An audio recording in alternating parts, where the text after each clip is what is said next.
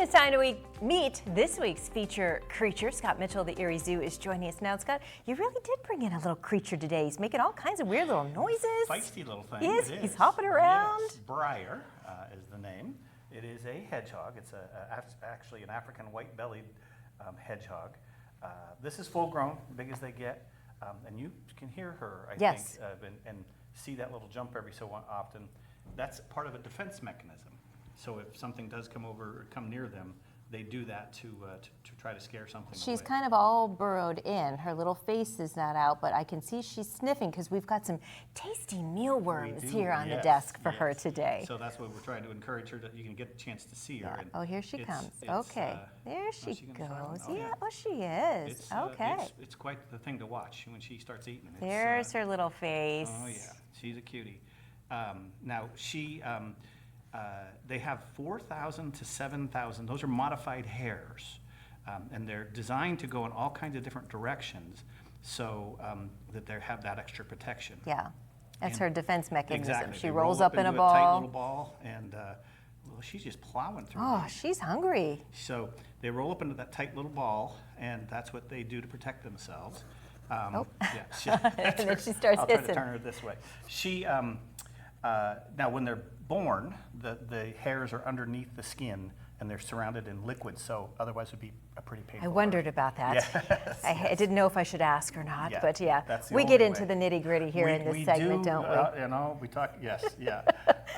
Now, actually, it's one of the unique things about these guys is they're illegal to have in Pennsylvania. Oh, okay. They're one of 4 states, I think Georgia, Hawaii, and maybe Colorado, maybe is the other one. You're not allowed to have them. As an exotic animal? Yeah, they can be an invasive species and kind of take over a habitat pretty quickly. Really? Yeah. They get busy. They get busy, they do, yes.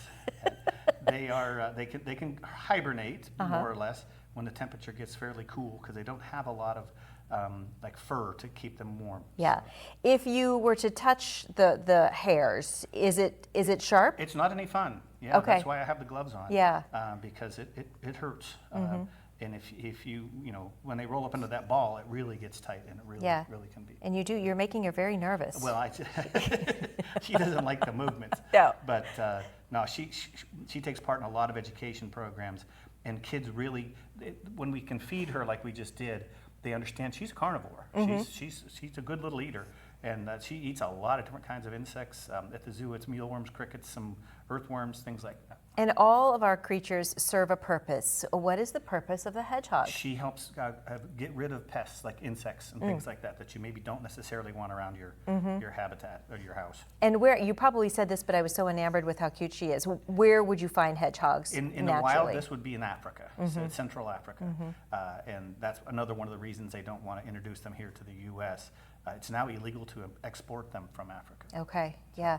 And I see she's got little claws on her feet there. Yep. She can burrow. She a digger. She digs herself in, and when she's dug in and just her spines are showing, you don't want to mess with them. Yeah, leave it alone. They're actually, they're immune to things like wasp and bee stings, and even some reptile and poison and venomous frog bites. They're immune to them. Interesting. Yeah. Well, she is adorable, and I did enjoy the mealworm snack here on the desk. I have some extra for you if you'd We'll like. have to be sure to tell Eva. She's got a queasy stomach. We'll tell her that there are mealworms on the desk today.